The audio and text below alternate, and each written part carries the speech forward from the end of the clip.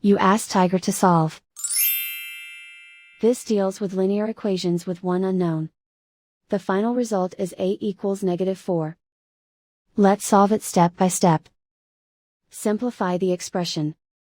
Expand the parentheses. Simplify the arithmetic.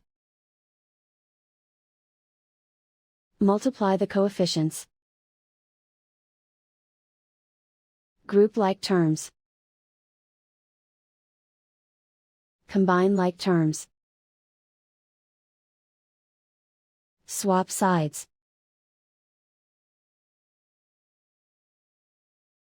Group all constants on the right side of the equation. Subtract 5 from both sides.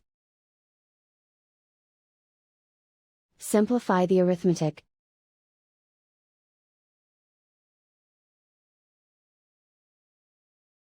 Isolate the a.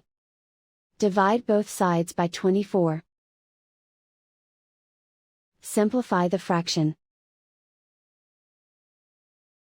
Find the greatest common factor of the numerator and denominator.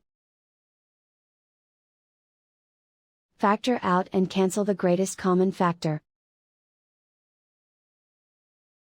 And so the final result is a equals -4.